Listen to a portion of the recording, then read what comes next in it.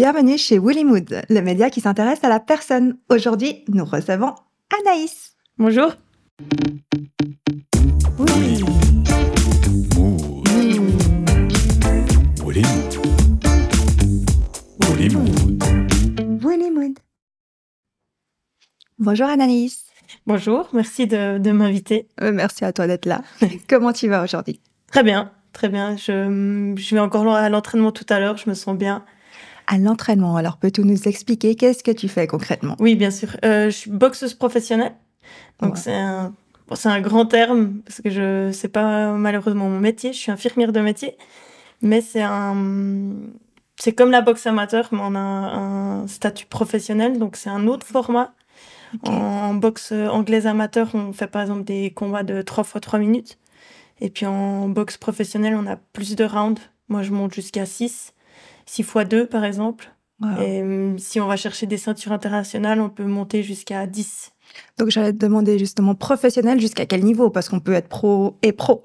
Du coup, Voilà. où est-ce que tu en es aujourd'hui? Par où tu as commencé pour en être là? Par où j'ai commencé? Alors, ça, on peut recommencer effectivement. J'étais retour en arrière. Retour en arrière, flashback total. Par hasard. J'ai commencé par hasard. Je voulais faire un sport de self-défense de base.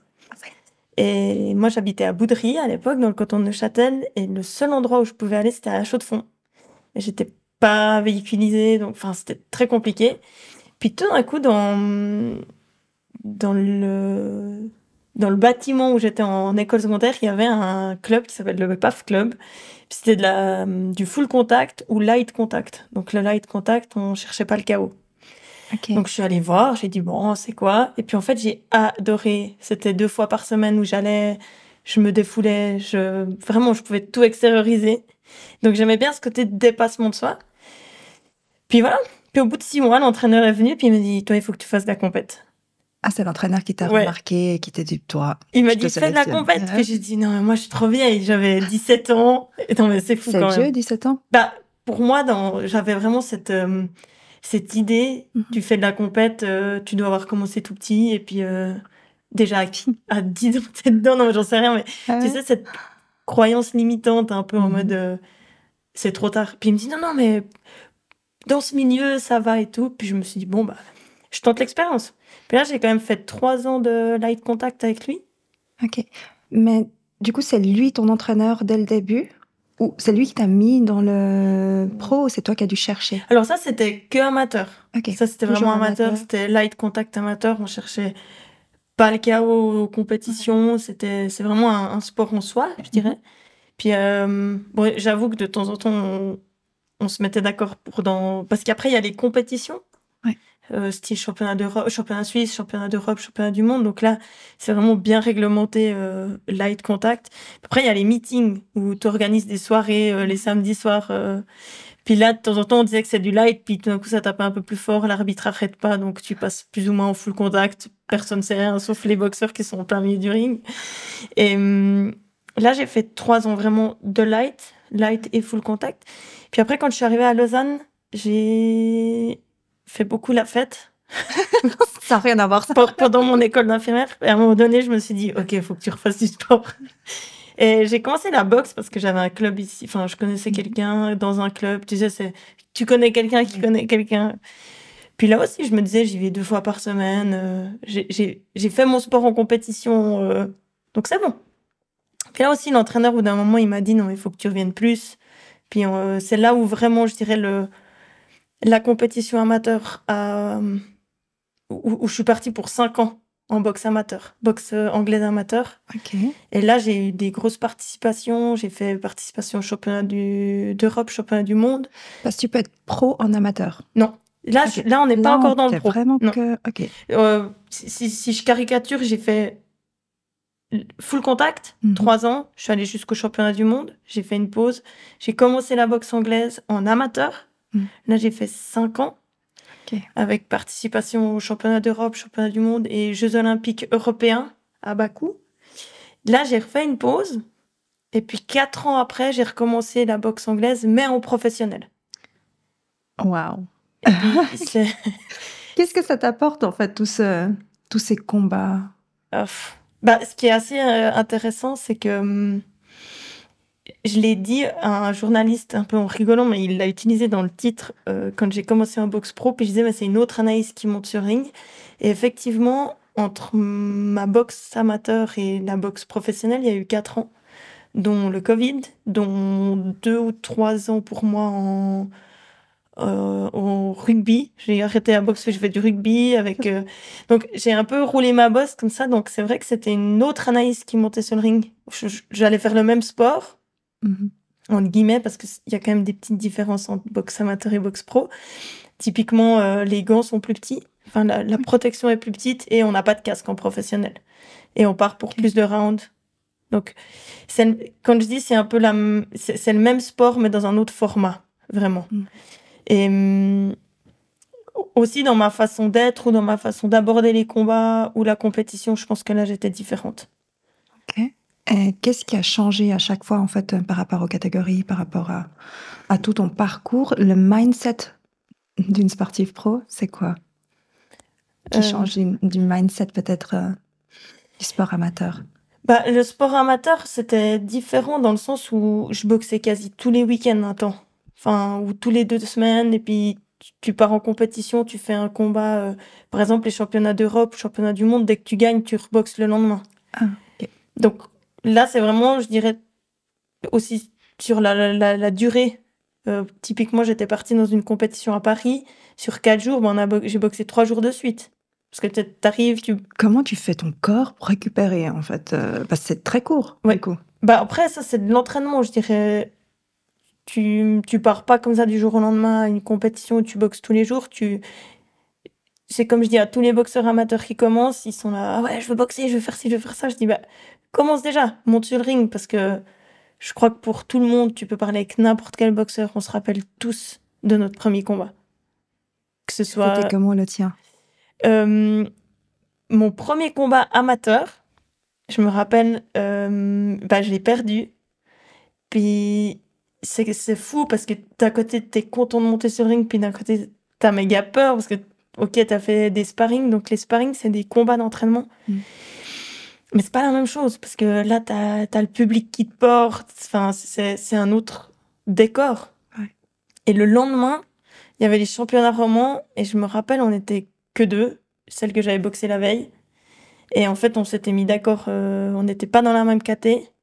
Mais comme on était que les 2, on a dit, ok, on boxe pour cette catégorie. Et je me suis dit, il faut y aller. Et puis, ce jour-là, j'ai gagné contre elle. Donc, j'étais contente le lendemain d'avoir gagné. Mais c'est des belles expériences. Puis, mon premier combat pro, ça aussi, il a un goût particulier. Parce que, en fait, j'ai arrêté la boxe amateur. Ouais. J'ai eu des soucis avec l'équipe nationale pour la qualification pour les Jeux Olympiques de Rio. Et j'en avais un peu marre de me battre hors du ring avec l'équipe nationale. Et puis je me suis dit, j'ai un beau parcours, tu vois. J'ai fait des compétitions internationales. Parcours. J'ai boxé des boxeuses qui actuellement sont premières de leur catégorie en professionnel, quand moi j'étais amateur et elle aussi. T'avais gagné contre elle? Non, mais j'ai fini le combat, donc c'est déjà... C'est un signe, en fait. C'était un beau truc. Ouais. Il y en a une, typiquement, quand je suis descendue du ring, l'entraîneur de l'équipe nationale, il me dit, c'est bien Anaïs. Je lui dis, ah bon, ouais, j'ai perdu, mais je suis contente de mon combat. Il me dit, t'es la seule Suissesse à être allée jusqu'au bout du combat contre elle. Wow. Parce que sinon, toutes les autres, elles perdaient par arrêt de l'arbitre ou des choses comme ça. Donc oui, c'est une certaine fierté aussi, toute cette expérience que j'ai eue en amateur. Et puis, mais j'en avais quand même marre. Tu dois te battre un peu en dehors du ring, ça te prend aussi de l'énergie. Donc j'ai arrêté. Et puis, c'est là où j'ai commencé le rugby. Ah ouais. Le rugby, c'était sympa, c'était ambiance d'équipe, mais c'est aussi un sport de combat en soi, parce que tu te prends du choc, des sacrés coups. Sacrément. Et puis là aussi, j'ai participé à 2 sélections avec l'équipe nationale. Donc c'était aussi des belles expériences, des belles rencontres. Puis après est arrivé le Covid. Enfin, tu sais, le confinement, tout ça. Et puis, chose assez étonnante, pendant le confinement, je me suis vraiment remise en forme. Je repartais courir, entre guillemets, avec ça... tu le fais pas en dehors des combats et tout? T'as un programme d'entraînement? Oui. C'est quoi le quotidien, en fait, d'une boxeuse pro? Alors, je vais revenir dessus, mais c'est vrai que quand j'ai arrêté la boxe amateur et puis que j'ai commencé le rugby, et c'est pas péjoratif, mais c'est vrai qu'au rugby, j'avais pas besoin d'avoir la même hygiène de vie que ce que j'avais en amateur. Ouais. Donc c'était plus facile. Tu vois, on faisait un match le samedi, après on allait faire la troisième mi-temps, tu te marres. Enfin, au niveau alimentation, c'était pas du tout la même hygiène de vie. Et puis, au niveau entraînement, j'avais beaucoup moins d'entraînement. J'allais de temps en temps courir, j'allais faire mes 2 entraînements de rugby, mais j'étais à un rythme qui était beaucoup plus doux. C'était facile pour toi. Oui, et puis puis moins intense, clairement. Puis du coup, pendant le confinement, comme il y avait tout qui était fermé, j'allais peut-être plus facilement courir. Et puis, c'est là où j'ai ressorti un sac de boxe que j'avais chez moi. Je l'attachais sur une poutre en bas de chez moi. Et puis, j'allais taper dedans 3 fois par semaine. Et ce qu'il faut savoir, c'est que pendant ma période où j'étais au rugby, je faisais quand même de temps en temps des combats, des sparring, donc d'entraînement, avec une boxeuse pro de Fribourg, qui, elle, préparait des combats. Puis elle me disait, puis je disais toujours, on peut, hein. Mais moi, en termes de conditions, j'ai plus le même physique qu'avant. Puis elle me disait, non, mais t'as de la technique. Donc j'allais de temps en temps, on se tapait dessus, on se marrait trop. Voilà. C'est quoi l'idée de se taper dessus? C'est marrant. Non, mais quand je dis on se tapait dessus, c'est marrant. On cherche autre chose. Enfin, ce que j'essaie de montrer aux gens, c'est que moi, j'étais la première à dire la boxe. Quand je regardais la boxe au début, je me disais pourquoi ils montent dessus pour se taper dessus. Puis en fait, c'est pas ça. C'est pas de la bagarre. Le boxeur qui est bagarreur sera pas forcément un bon boxeur. Un boxeur, ça demande du physique. Ça a des règles. On peut pas tout faire sur un ring. Et puis celui qui a une bonne tactique et une bonne vision du ring, je dirais, sera meilleur que celui qui veut juste aller se bagarrer, quoi. Et du coup, quand tu fais des sparring, typiquement Olivia qui préparait des combats, c'était bien d'avoir plusieurs personnes parce que ça lui permet de devoir à chaque fois s'adapter à un autre boxeur. Ce qui donne un petit peu les outils selon contre quelle boxeuse tu es pour ta compétition en disant, ok, elle est plus grande, j'ai déjà fait sparring avec une plus grande, je dois mettre ça en place, etc. Quelles sont les qualités nécessaires alors pour justement être sur le ring, avoir cette niaque aussi de vouloir gagner? Qu'est-ce qui implique derrière le travail, la discipline, la persévérance? Pour toi, comment tu as réussi à atteindre ce niveau de jeu? Je pense que dès le moment où tu as un objectif, souvent il y en a qui disent mon rêve c'est de faire ça. Ok, si tu as un rêve, faisons un objectif. Parce que s'il y a un objectif, ça veut dire que tu peux mettre en place un planning qui va te permettre d'atteindre cet objectif. Tu peux pas y aller comme ça. Puis après, c'est aussi de se dire, pour moi, j'étais pas quelqu'un de très organisé, mais si je voulais pouvoir tout faire, il a fallu que j'apprenne à être organisée. Et puis t'as appris toute seule? Oui, puis après tu regardes un petit peu les autres comment ils font, tu discutes, mais oui, t'apprends aussi toute seule.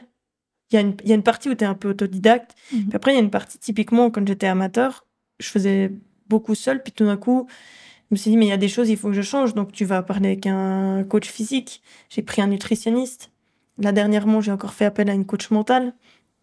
Donc vraiment quand je suis passée pro, j'ai vraiment construit une équipe autour de moi pour pouvoir aussi me décharger de certaines choses parce que tu peux pas tout faire non plus.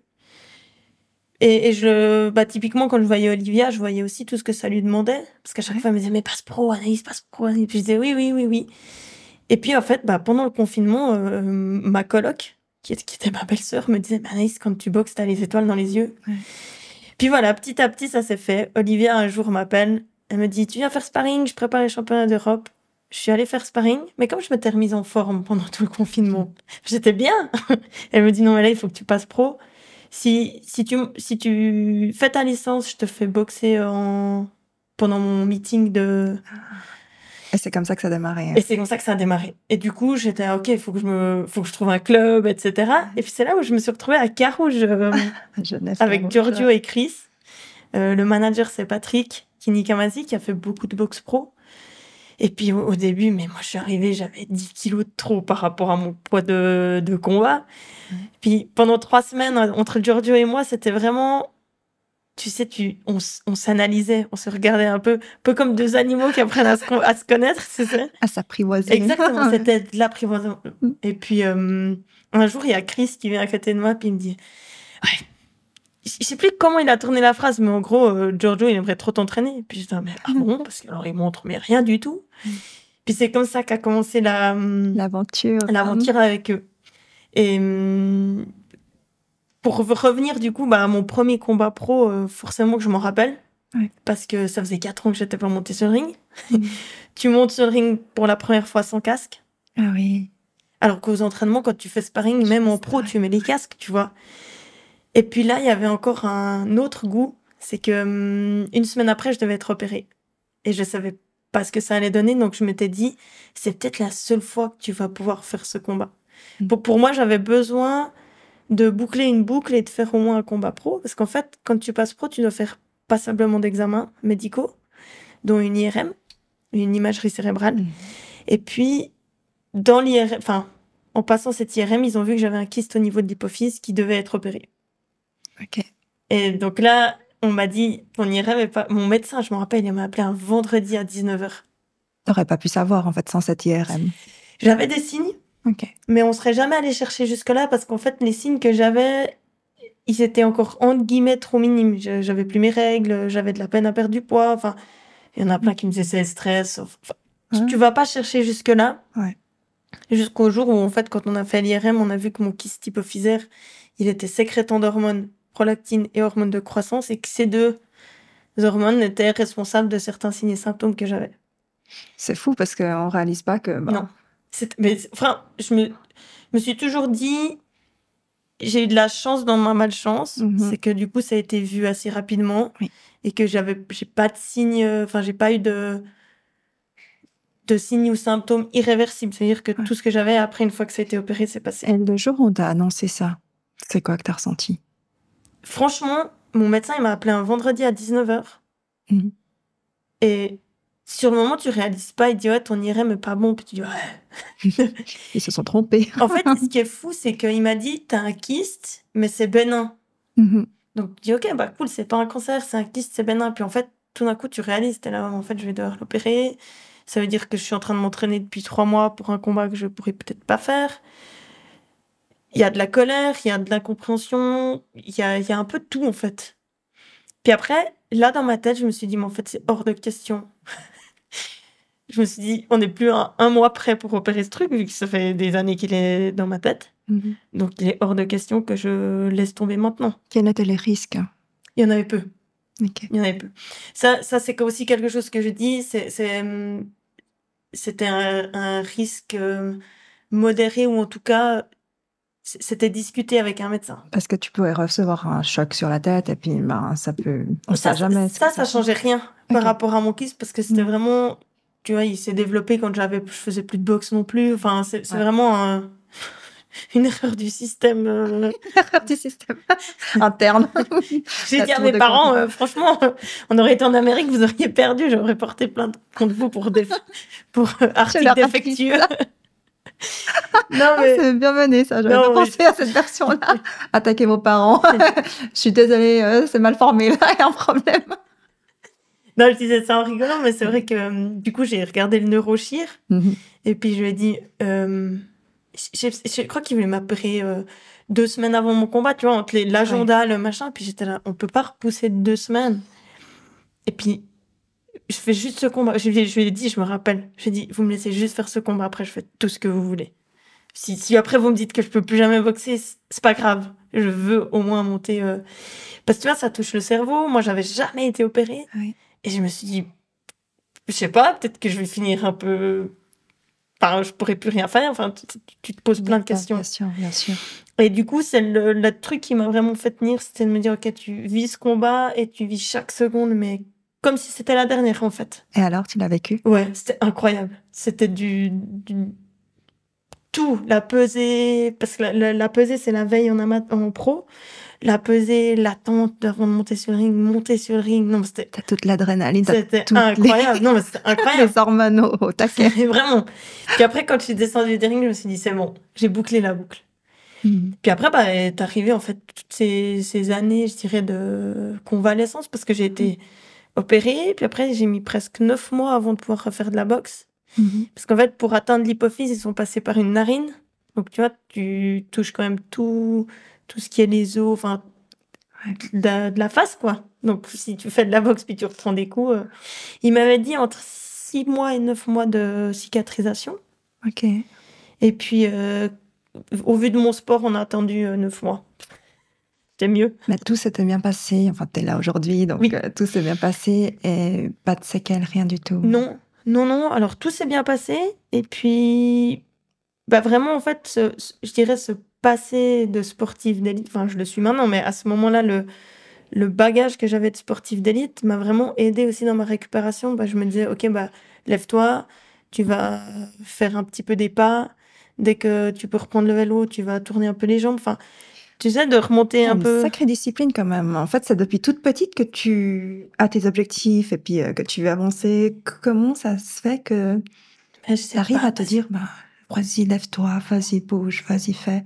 Cette force mentale que tu as, Ouais. elle te vient d'où? Je sais pas, parce que moi, des fois, je vois ma sœur qui fait aussi beaucoup de sport, enfin, même mes frères et sœurs, parce qu'on est 5 dans ma famille. J'ai l'impression qu'on a on est un peu tous quand même ce côté tête dure, en mode si j'ai décidé quelque chose, je vais le faire. Donc, je sais pas vraiment d'où ça vient, mais comme je disais avant, je pense que dès le moment où ce que tu veux, tu le tournes en objectif, tu le mets. Ce que j'ai dû apprendre, et puis ça, c'était vraiment pas mon point fort pendant ma convalescence, c'était la patience.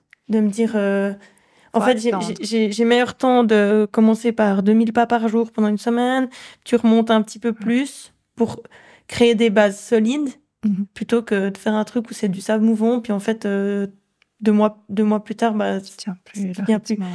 Et c'est vraiment quelque chose. Après, j'ai eu une chance énorme. C'est l'équipe que je venais de trouver, ils m'ont soutenue, alors qu'en fait, entre guillemets, ils me connaissaient pas. C'est pas des gens, tu sais, où ils m'ont vu en tant qu'amateur et tout. Ouais. Ils m'ont appelé quand j'étais hospitalisée, ils ont toujours été là. Donc ça, c'est vraiment quelque chose. Dans ma vie, je remercierai mon entraîneur de full contact qui m'a poussé, mon entraîneur de boxe amateur parce qu'il m'a quand même amené loin, et puis cette équipe-là, enfin.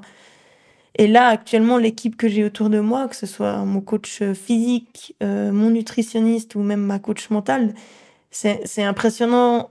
Enfin, la force qu'on peut aussi en tirer. C'est vrai que ça nous aide aussi à poser des objectifs puis à avoir un peu cette. J'aime pas rigueur comme terme parce que pour moi, c'est trop strict. C'est dur, ouais.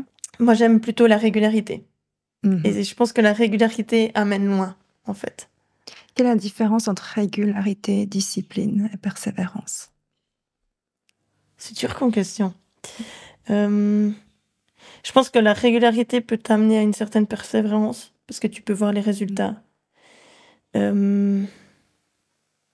je pense que la discipline t'aide à être régulière. J'aurais dit ça comme ça. Et je pense que c'est ça. Et comment tu as su t'entourer alors de ces gens-là qui t'aident à maintenir cette régularité? À quel moment, parce que là on parle de pro, mais en amateur, est-ce que une personne lambda pourrait aussi se dire je m'entoure de nutritionnistes pour ma santé, Bien sûr. Comment on fait ça? Pour moi, il y en a beaucoup qui me disent... je le vois, hein, quand je mangeais à la cafette de mon boulot, les gens me disaient « Ah, ça, c'est une assiette de sportive. » Et souvent, je leur disais « Mais en fait, non. En termes de proportion, oui. » Parce que il fallait les quantités... Enfin, en termes de quantité, oui. C'est des quantités sportives, mais en termes de... Je me suis trompée. En termes de quantité, oui, c'était une assiette de sportive, parce que j'avais peut-être plus qu'une personne lambda, mais en termes de proportion, non. J'avais mes légumes, mes protéines, mes féculents. Enfin, comme quelqu'un de lambda qui pourrait avoir. Moi, là, je vois dans mon coach physique, que je salue d'ailleurs, il a des gens qui viennent pour, entre guillemets, j'aime pas ce terme, mais se maintenir. Puis on peut avoir des objectifs autres que juste compétition. Moi, je sais que le jour où j'arrête la boxe en compétition, je vais pas arrêter le sport, je vais peut-être même pas arrêter le coaching physique, parce que c'est quelque chose, je vais peut-être me mettre d'autres objectifs sportifs avec moins de pression parce que pas de compète. Mais être suivi... Moi, je vois, j'ai des potes qui sont allés voir peut-être même une seule fois mon nutritionniste. Ça a changé. Mais ça change parce que ça te donne des pistes pour ta vie de tous les jours, finalement. Et puis, une bonne nutrition amène aussi un bon mindset et puis une bonne hygiène de vie qui te permet aussi d'être bien. C'est pas forcément que pour les sportifs, quoi. Pour moi, je l'associe beaucoup en termes d'énergie. Exactement. L'énergie que ça te procure pour faire tout ce que tu veux dans ta vie, finalement. Et puis, si l'énergie est dysfonctionnelle à cause de ce que tu ingurgites, bah, ça crée des carences, ça crée une défaillance dans ton système. Mais tout à fait. L'exemple type, tu fais une journée où tu manges moins bien, tu le sens, tu as peut-être moins d'énergie. Enfin, moi, je l'ai fait ce week-end. J'ai glandé à un moment donné, tu manges un peu moins bien, tu t'hydrates un peu moins bien. Bah, tu sens le soir, même moralement, t'es moins bien. Tu sens très vite, t'es beaucoup plus sensible, du coup. Depuis cette discipline, régularité que tu as, tu es plus sensible à chaque petit changement de... Je pense, mais tu vois, typiquement, je le disais en rigolant, parce qu'au rugby, on avait un certain niveau quand même, mais ça me demandait pas une hygiène de vie comme j'ai actuellement la boxe. Puis je disais, ce qui est quand même fou, c'est quand le moment où j'ai arrêté la boxe en compétition, puis le rugby, sur la balance, j'ai fait +5. Tous mes potes que je connaissais qui faisaient de la boxe, tout d'un coup, ils étaient à +15. Tu les vois maintenant, ils sont à... Puis j'ai quand même pris une fois le temps de réfléchir. Puis je me disais, mais en fait, ok, le week-end, je buvais, je mangeais moins bien en troisième mi-temps. Mais sinon, tout le reste du temps, la semaine, quand je bossais, j'avais gardé une hygiène alimentaire. Tout bêtement, en ayant vu mon nutritionniste, il m'a donné une base. Puis c'est devenu ma norme, en guillemets. Et puis en fait, je continue à manger comme ça. Ça m'a permis de stabiliser, en fait, sans faire des pics. Est-ce qu'avec l'âge, le temps, tu dois rééquilibrer Alors là, actuellement, pour moi, c'est aussi plus difficile d'atteindre le poids. Il y en a qui me disent, c'est ton âge, Anaïs, c'est possible. Mais en fait aussi, dans la chronologie, par exemple, de ma vie, j'ai eu ce kyste à l'hypophyse. Donc, et puis, quand j'ai été opérée, j'ai développé une hypothyroïdie, parce qu'ils ont touché l'hypophyse, forcément. Donc, ça a déréglé un certain équilibre que ton corps a. Et donc là, j'ai été suivie par les endocrinologues. Et au cours d'une consultation lambda, je dirais, enfin normale, ils ont découvert un cancer à la thyroïde qui a dû être opéré l'année d'après 2 fois. C'est pour ça qu'en fait, entre le moment où j'ai commencé en 2021 et puis fin 2023, donc il y a 2 ans, ma carrière, elle n'a pas été pour le coup très régulière, mais à cause de soucis de santé. Parce que je faisais un combat, je devais être opérée, je me remettais d'aplomb, je faisais un combat, je devais être réopérée, etc. jusqu'à ce début d'année. Tu dis ça avec une telle légèreté, en fait. Alors, quel est le travail derrière pour pouvoir le dire comme ça aujourd'hui face caméra? C'est que il y a du parcours. Je pense que là, ça fait bien une année que je suis stabilisée. Parce qu'en fait, j'ai été opérée 2021 et 2022. J'ai fait une radiothérapie en fin 2022. Et en début 2023, c'est comme si j'avais pris le boomerang en pleine tête. Et je me rappelle, je parlais avec une pote. Je dis, mais je comprends pas parce que là, je devrais aller bien. Enfin, j'ai tout qui est derrière. Et puis, elle a vécu un peu la même chose que moi. Et puis, elle me disait, mais tu sais, Anaïs, ça fait une année. Je dis, ah ouais, j'étais là, ouais, et alors? Et puis, en fait, j'ai pris un rendez-vous chez une psy qui était spécialisée en maladies endocriniennes. Et puis, elle me disait, mais en fait, souvent, les gens, ils ont un diagnostic de cancer. Et ils ont pas le temps de réaliser parce que directement ils sont... Il y a une batterie de tests, exact. On est dans le truc. T'es vraiment lancé dans la spirale des tests, d'organiser les opérations, de te remettre de l'opération. Tout d'un coup, pour la thyroïde, ça a été ça, ils m'ont enlevé la moitié. Ils ont analysé ce qu'ils ont sorti, ils ont dit, en fait, on doit y retourner, puis vous enlevez les ganglions. Donc, rebelote. Et puis, la psy, c'était assez intéressant. Elle me dit, mais c'est un peu comme ces soldats qui vont à la guerre. En fait, quand t'es dedans, t'es obligé, cet instinct de survie, tu fais. En fait, tout d'un coup, quand il n'y a plus rien, ça laisse le temps et l'espace, en fait, à ton esprit de réaliser par tout ce dont tu es passé, en fait. Et c'était l'année passée, mais c'était une claque. Et ça t'a fait comment? En fait, c'est quoi les émotions qui ont débarqué, du coup? Énormément de colère pour moi. Il y avait de la tristesse, il y avait un peu en fait, t'es quand même un peu une survivor. Enfin, tu réalises pas parce qu'en fait, quand on m'a annoncé mon cancer de la thyroïde, on m'a dit sur tous les cancers, s'il y en a un que je devais choisir, ce serait celui-là. Mhm. Et moi, j'ai dit à la docteuresse, j'ai dit non, mais en fait, moi, si je pouvais ne pas avoir de cancer, c'est ce que je choisirais. Enfin, tu sais, c'est un cancer tellement peu connu, mais qui finalement, actuellement, avec ce qui est mis en place, il est assez banalisé. En mode, ah bah, on va vous enlever la thyroïde, on vous donne des médicaments, puis ça ira. En fait, pas du tout. Mais pas du tout.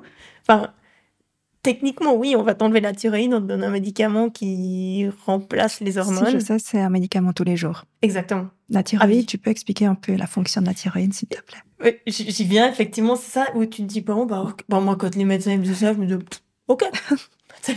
On peut Pour- vivre sans, d'accord? Pourtant, je suis infirmière, mais tu Oui. te dis, ouais, thyroïde, ok, on les enlève, c'est pas un cancer qui est à trop grand risque vital. Donc, tu sais, tu banalises. Puis en fait, tout d'un coup, tu arrives une année après, et tu dis, mais en fait, c'est pas du tout banal. Enfin, c'est quand même un cancer, Mhm. donc tu peux quand même avoir certains risques. Depuis, je fais que d'entendre des gens qui me disent, ah, moi j'ai ma grand-mère qui a de la thyroïde. Je dis, oh, super. Enfin, tu sais, pendant cette année-là, je me dis, en fait, c'est pas si anodin que ça. Non, mais c'est horrible. Et puis, la thyroïde, c'est là où tu te rends compte que c'est un tout petit truc. Mais qu'est-ce qu'il est efficace! Il règle les émotions. Moi, la première opération que j'ai eue, mais le lendemain, c'était un tsunami d'émotions. Je passais du rire aux larmes à la colère. C'était une cata. Ça régule tout ce qui est transit, etc. Tout ce qui est température corporelle, froid, chaud, enfin voilà. Émotion, le poids. Donc moi, je disais à mes potes, je disais en hiver, c'est super, hein. Moi, je dors avec une bouillotte. Enfin non, mais c'est une cata. Et on s'en rend pas compte jusqu'à ce qu'on le vive, en fait. Et au niveau émotionnel, j'avais des journées, je les appelais l'été passé, c'était l'été 2022. Mes journées cookies. J'étais au fond de mon lit. Et puis je me disais, bah, j'ai pas envie de me lever, qu'est-ce qui se C'est passe? les règles à grande échelle. Exactement. Puis en fait, la seule chose qui me faisait me lever, c'était de pouvoir descendre de chez moi où j'habitais à l'époque et de traverser la rue et je pouvais prendre un café avec un cookie au soleil, parce que c'était l'été. Mm. Puis ça me lançait dans ma journée. Du coup, j'ai surnommé ça mes journées cookies, c'est les journées qui vont un peu moins bien. Et puis, tu sais, les gens, ils disent... alors, ça peut arriver à toute personne, c'est vrai. Et c'est bien parce que ça leur donne aussi de l'importance. C'est des journées où ça va pas. Tu peux pas forcément expliquer pourquoi, mais c'est comme ça. Et moi, ces journées-là, des fois, en me brossant les dents le soir, je me félicitais juste de m'être levée, en fait. Donc, les choses très, très, très simples, finalement, retourner aux bases Exactement. fondamentales. Et en fait, là, j'en parle avec beaucoup De distance, de distance. Et puis, je dirais avec... j'arrive à être un peu plus empathique par rapport à cette période que j'ai vécue. Parce que moi, en tant que sportive, je me disais toujours, faut que j'y aille. Et maintenant, j'arrive à en parler avec à être plus empathique envers cette période parce que ça m'a appris énormément sur moi. J'arrive plus facilement à dire non, à me dégager du temps pour moi aussi. Et en fait, je réalise qu'en ayant plus de temps pour moi, une fois que je suis avec les autres, je suis Très mieux sain. pour les autres aussi. En fait, finalement, c'est un cadeau pour moi, mais aussi pour les gens qui m'entourent. Des fois, je dis à mes potes, je vous vois moins, mais au moins, quand je vous vois, c'est qualitatif.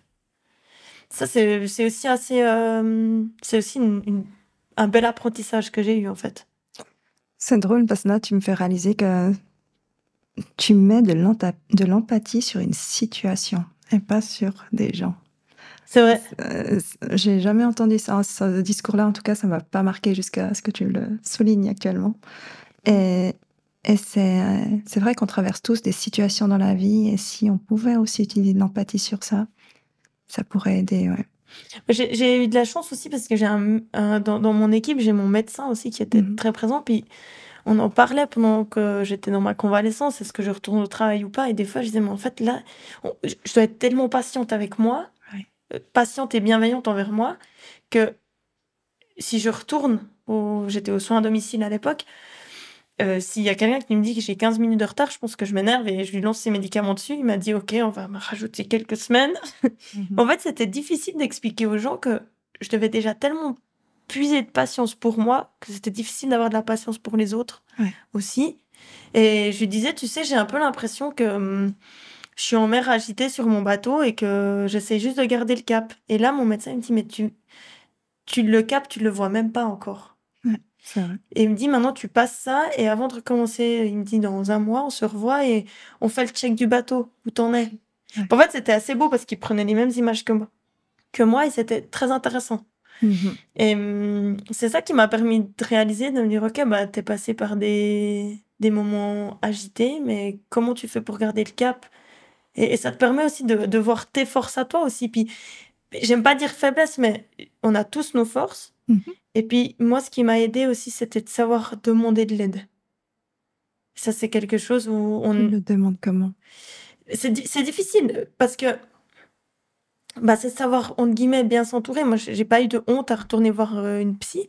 Tu vois, aller voir une psy qui me Donc, des spécialise. thérapeutes qui sont payés pour ça. Il y a des thérapeutes et je trouve qu'on a quand même en Suisse un système qui est, Ouais.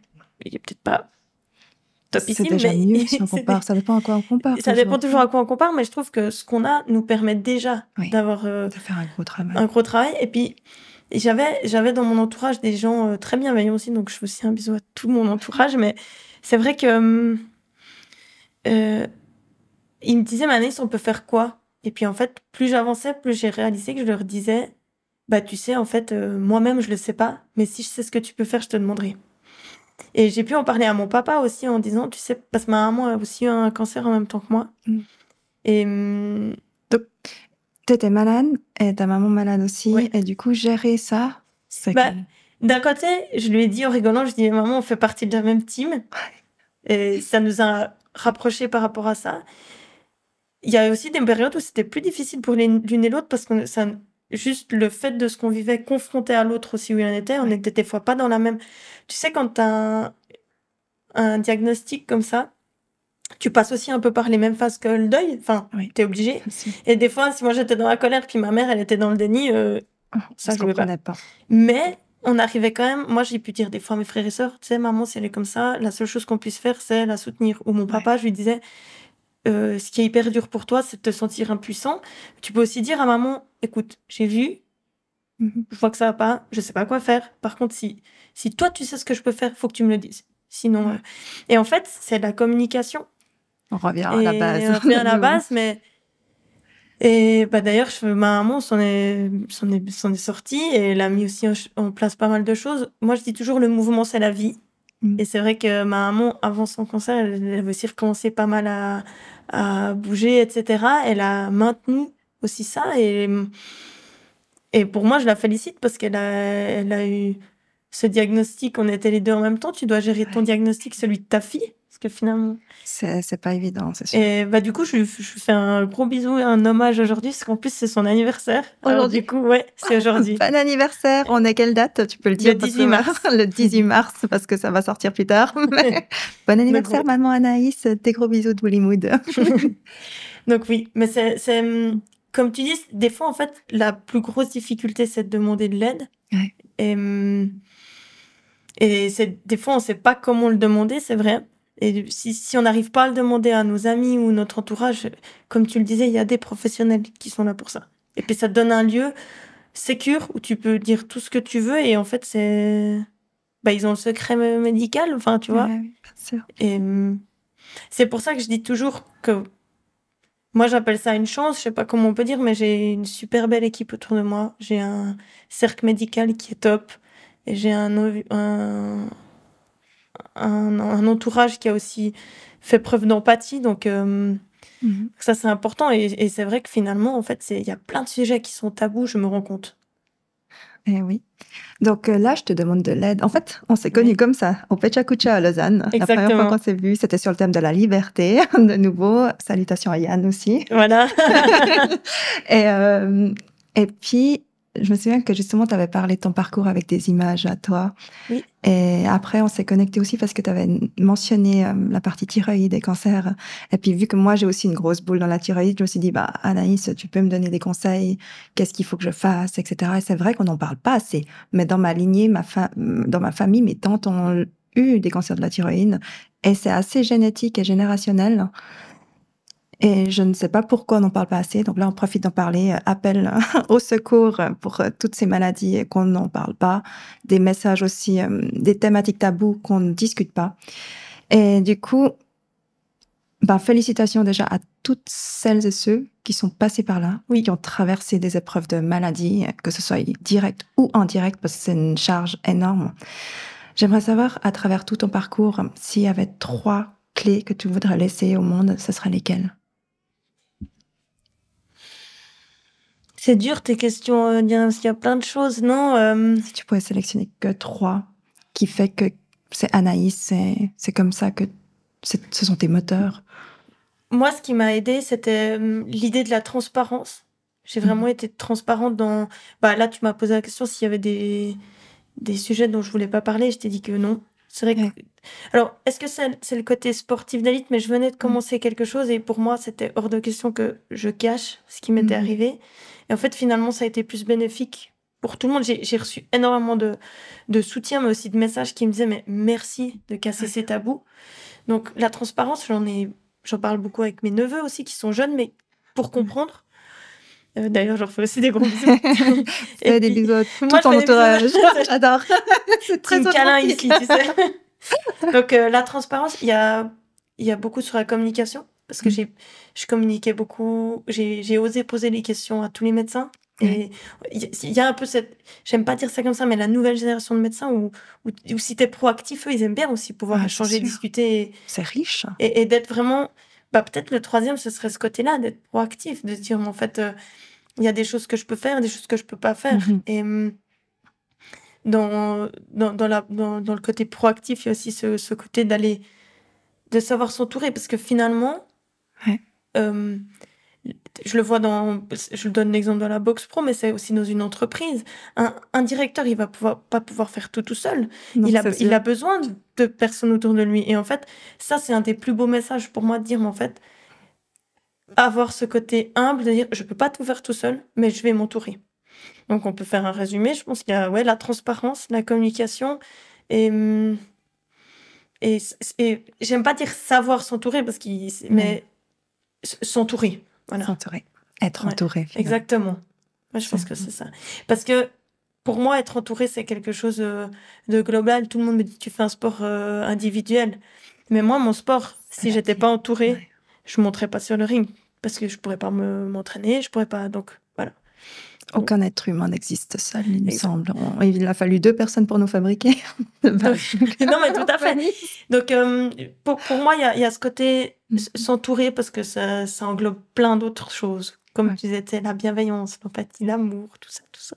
Des fois, je suis un peu fleur bleue, mais j'aime ce côté, ouais. Mais c'est chouette d'avoir quelqu'un de vrai, d'authentique et de fleur bleue, tout en étant dans un sport très masculin, finalement, et très pro. Donc, ça fait plaisir de voir qu'on peut être humainement normal, en guillemets. Hein. Ça montre que la boxe, c'est vraiment un sport, en fait. Moi, j'ai fait pas mal de coaching aussi, puis je disais aux filles, mais en fait, on est un peu comme une boule disco, nous, tout le monde. Disco. On a toutes plein de facettes. Moi, il y a la Anaïs, la sœur, la fille, la tante, la sportive, l'infirmière, tout. Puis il y a des moments de ta vie où tu dois mettre en avant une facette. Et moi, quand je monte sur le ring, 90%, ça va même plus, ça va être la facette boxeuse. Donc, je monte sur le ring, on me demande un travail, je le fais. Déterminé, et puis, voilà. Objectif. Puis je vais être d'une certaine manière, parce que j'aurais mis en avant une facette. Mais forcément que dans ma facette boxeuse, il y aura quand même toujours un petit peu tout le reste. Mais après, quand je vais au travail, ce sera la facette infirmière qui va être mise en avant. J'aimerais juste rebondir sur ton côté infirmière. Du coup, les deux se combinent bien ou comment tu gères ça? Oui. Pour répondre déjà, oui, les deux se combinent bien. Au début, j'avais un peu peur enfin, pas peur, mais je le disais pas à mes patients à l'époque quand j'étais aux soins à domicile parce que une autre génération, c'est quand même une population plus âgée. Et puis, finalement, ça s'est su par mes collègues qui ont dit. Puis en fait, ils étaient tous très intéressés. Donc, ça a ouvert aussi le dialogue. Quand je te parlais de communication, finalement, c'était hyper enrichissant. Qu'est-ce qui te plaît dans le job d'infirmière? T'as dit personnes âgées, donc tu cibles les personnes âgées? Non, c'est parce que là, j'étais aux soins à domicile, puis que la majeure partie, c'était des personnes âgées. Mais de manière générale, ce que j'aime dans le métier d'infirmière, c'est que tu vas à la rencontre de l'autre. Ce que j'aimais encore plus aux soins à domicile, c'est qu'on allait chez les personnes. C'est-à-dire que c'est à toi de t'adapter à leur environnement. C'est pas eux qui viennent à l'hôpital et qui doivent s'adapter. Donc j'aimais beaucoup ce côté-là. Il y a tout le côté empathie, etc. Donc, qu'est-ce qui est dur et qui n'est pas assez reconnu et que tu peux lancer comme message à tout le corps médical? Les conditions de travail de manière générale. Avec le salaire, s'il vous plaît. Les conditions de travail pour tout le corps médical devraient être revisitées ou avoir une certaine reconnaissance diverses. Donc, appel à la politique suisse pour Exactement. encore soutenir à nouveau l'importance en fait de la santé Oui, donc et clairement. des métiers de la santé. Merci. Et finalement, mon côté boxeuse, dans mon métier infirmière aussi, de temps en temps, je pouvais promouvoir le Bien sûr. mouvement. Enfin voilà, pour moi, il y en a plein qui me disent c'est un peu contradictoire et en fait non. Parce qu'on a tous en nous peut-être des fois des facettes qui sont contradictoires mais qui en fait vont très bien. Enfin, ils font partie de nous et... Il y a le pôle Nord et le pôle Sud, hein. Voilà, L'un n'empêche pas l'autre. Exactement. Salutations à Yann. Non, mais c'est vrai, je suis tout à fait d'accord avec ça et ça, c'est hyper important de le rappeler. Il y a pas vraiment de contradiction. Si toi, t'es OK avec ça, Vas-y, fonce. vas-y. Exact. Donc, message à tous.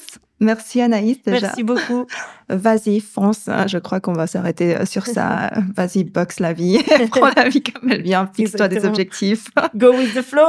Go with the flow. Comme ces interviews Willy Mood, on peut te retrouver avec toutes les informations là-dessous pour soutenir ses combats ou son parcours, ainsi que tout ce qu'elle voudra développer. Donc, Anaïs, boxeuse pro et infirmière en même temps. Une belle personne empathique qui est proche de sa famille et de ses beaucoup. amis. Merci à toi. Et puis, abonnez-vous, cliquez sur le bouton pour avoir les alertes de chaque épisode. Un épisode par semaine pour l'instant. Et voilà, des gros bisous. Ciao, Ciao. Mood. Willy Mood.